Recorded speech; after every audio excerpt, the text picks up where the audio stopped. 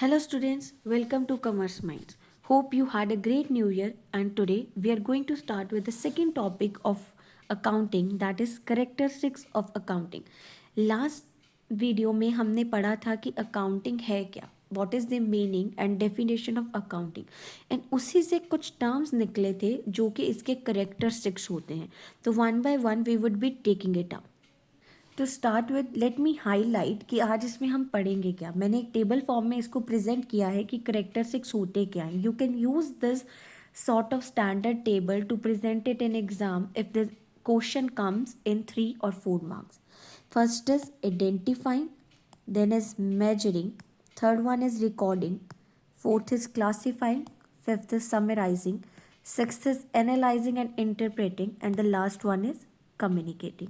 तो इसको हम वन बाय वन टेकअप करेंगे कि why these are characteristics of accounting, और ये इसी की डेफिनेशन से निकला है. ये सारे वर्ड से अब क्वाइट सिमिलर हो क्योंकि हमने लास्ट वीडियो में भी इसको कवर किया था.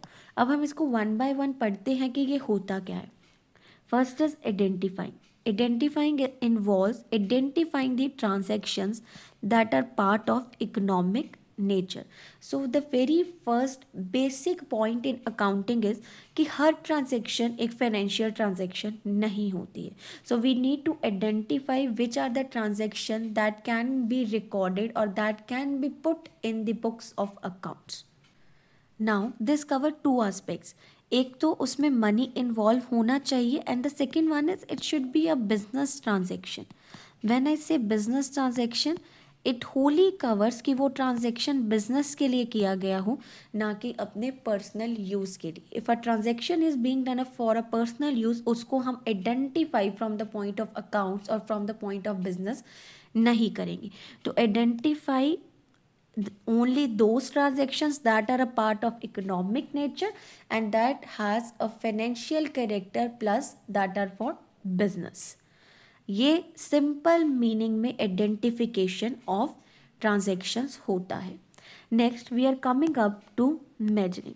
अब मेजर किसको करना है. अब there are multiple things. Suppose you are buying something. आप गुड्स को बाय कर रहे हो, एंड गुड्स क्वांटिटी में है. If you are purchasing, if your business is in sugar, you are purchasing sugar in KG, then आपको fuel चाहिए, petrol आप बाय करते हो, या पेट्रोल अपने बिजनेस के लिए, बिजनेस की कार्स को रन करने के लिए you are using, it is in to some other thing.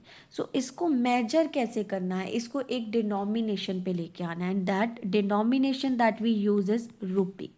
तो हम अपने बिजनेस, rupee means money here. So we measure our transactions in terms of money. It means in simple words, the transactions that are being earlier identified should be measured in terms of financial nature, that is money. Okay, so if identifying and measuring is clear, एक बहुत important point यहाँ पे आता है recording. अब हम transaction को identify कर लिया कि ये ट्रांजेक्शन हमारे बुक्स में जाएगी, उसको मेजर कर दिया कि ये मनी में जाएगी, ये मॉनिटरी टर्म्स में जाएगी, और यही ट्रांजेक्शन है जो मॉनिटरी टर्म में है, इसको हम डालेंगे. अब बुक्स में डालना कैसे है, यहाँ से आता है अकाउंटिंग का बेसिक स्टार्ट होता है कि उसको हमें रिकॉर्ड करना है. Recording is the art of recording business transaction in books of accounting. और इसको हम कैसे रिकॉर्ड करते हैं, इन फॉर्म ऑफ जर्नल, जिसको हम बहुत डिटेल में पढ़ेंगे. Journal is known as book of original entry. जब भी कोई एंट्री होती है, it is the first journal where that entry is posted. Suppose business में कुछ गुड्स परचेज हुए हैं, कुछ सर्विसेज सेल हुई हैं, if the business is in both goods and services, तो वो सारी की सारी original transactions would be done in journal, जिसको हम बहुत डीपली पढ़ेंगे बिकॉज इट्स द बेसिस. यहाँ से अकाउंटिंग स्टार्ट होता है. But to make you understand कि इसके करेक्टरिस्टिक्स में रिकॉर्डिंग का रोल क्या है, so we record all the transaction in the original book of accounting, that is journal. Next comes classifying. जैसे आपको याद होगा कि हमने लास्ट वीडियो में एक पॉइंट पढ़ा था, एक डेफिनेशन में 4-5 वर्ड्स हाईलाइट किए थे जब रिकॉर्डिंग, क्लासीफाइंग, समराइजिंग आया था. तो these are all the characteristics of accounting only. अब क्लासीफाई करना क्या है, हमने ट्रांजेक्शन को रिकॉर्ड कर लिया.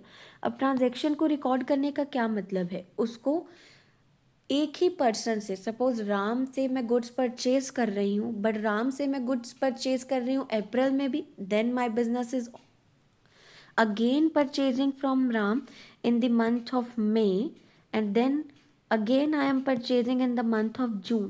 बट मुझे अभी at the end of particular quarter या at the end of annual year, जो हमारा एनुअल ईयर होता है, मुझे देखना है कि राम से मेरा कितना ट्रांजेक्शन हुआ, तो मैं कहाँ देखूंगी उसको? For seeing that I need to classify, I need to group together Ram's entry. तो उसके लिए क्लासीफाइंग हम करते हैं फाइनेंशियल ट्रांजैक्शन को इन लेजर्स। ये हम बहुत डिटेल में पढ़ेंगे कि लेजर्स बनते कैसे हैं, how to make ledgers, but record करने के बाद हम उसको ग्रुप कर देते हैं। राम का सारा ट्रांजेक्शन राम के अकाउंट में, शाम का सारा ट्रांजेक्शन शाम के अकाउंट में। If it is the purchases, कितना परचेज किया है साल में, सब परचेज अकाउंट में, कितना सेल किया है वो सब सेल अकाउंट में, ताकि अगर हमें मुझे ये देखना हो at the end of the year what are my purchases, I can see that grouping और I can see that ledger account. Next come is summarising. अब समराइजिंग क्या है? समराइज करना किसी को भी करते हैं, उसको शॉर्ट फॉर्म में, कंसाइज फॉर्म में ऐसे प्रेजेंट कर देना that it should B understandable. तो अकाउंटिंग फॉर्म में भी it remains the same, that is presenting the data in a manner which is understandable and useful for internal as well external purposes. What summarizing leads to? It leads to two main things, or that are called the annual or financial accounts of any company, that is trading and profit and loss account and balance sheet. अब ये है क्या? Summarise कर लिया हमने, उसको classify कर लिया, तो उसके बाद हमने उसको समराइज करना है। समराइज करने में सबसे पहली चीज़ जो हम बनाते हैं उसको बोलते हैं trial balance. Then this trial balance leads to creation of both this trading and profit and loss account और balance sheet. Profit and loss account हमें प्रॉफिटेबिलिटी बताता है, बैलेंस शीट हमें बताती है हमारी at present what is our net worth in terms of assets, in terms of liabilities. तो ये समराइज करना बहुत ज़रूरी है, क्योंकि as an end user of accounting, चाहे मैं इंटरनल यूज़र हूँ, internal users are that are internal to the company, जैसे एम्प्लॉयज़ हो गए, सप्लायर्स हो गए एंड मच मोर, जिनको अंदर से CEOs, directors, founders, they are the internal users of accounting. They cannot go to ledgers book, journal book. All they wanted to see the profitability or the net worth of the company. So they goes to trading and profit and loss account and balance sheet to see what basically is the condition of the company at the end of the year. So summarize is very important for both the internal as well as external users, because अगर supplier है तो वो आपको supply क्यों करेगा? आपकी credibility देख के। प्रॉफिट एंड लॉस अकाउंट बताता है कि आप प्रॉफिट में हो या लॉस में हो, बैलेंस शीट बताता है आपकी नेट वर्थ क्या है, आपका ज़्यादा लाइबिलिटी एरिया है कि ज़्यादा एसेट। अभी आपको नहीं समझ आएगा asset and liability, we would be coming to these things, but it is important for you here to understand what summarizing means. It is presenting the data in a manner that is understandable and useful for internal as well as external purposes. So the next characteristics of accounting is analyzing and interpretation. अब हम इसको समझ लेते हैं ये होता क्या है। Analyzing is concerned with establishing relationship between various items taken from profit and loss account and balance sheet. अब हमने प्रॉफिट एंड लॉस अकाउंट बना लिया, बैलेंस शीट बना लिया, बट इनका आपस में क्या रिलेशन है? अगर प्रॉफिट का मैं एक, and that item is net profit, and उसका मुझे रिलेशनशिप एस्टेब्लिश करना है बैलेंस शीट की किसी आइटम से, दैट इज एसेट्स, कि अगर इतने एसेट्स है तो प्रॉफिट कितना है, ये हमें कहाँ से पता चलेगा? जब हम उनको एनालाइज करेंगे। And interpretation is concern with explaining the meaning. अब उसको निकाल के अगर मैं कोई रिलेशन निकालती हूँ एसेट्स एंड प्रॉफिट में, नेट प्रॉफिट में, इफ आई विल से, तो what I understand from this, an accountant can understand, a chartered accountant can understand, but as an individual or as a layman, what I can understand from that. So it is very important to interpret this relation. तो character 6 का एक importance ये भी है कि what are the, उसको analyse करना and then interpret करना उस इंफॉर्मेशन को. Then coming on to communication, that is the last characteristics, कि अब जो भी हमने बनाया है, what why it is being made, वो अकाउंट्स क्यों बनाए गए, because we need to communicate the financial information to users. अभी आपको ये लगता होगा कि why the communication is necessary, but why not the communication is necessary is my question. क्योंकि कोई भी चीज़ अगर हम अपने पास रखते हैं that is of no use. अब कम्युनिकेशन क्यों ज़रूरी है.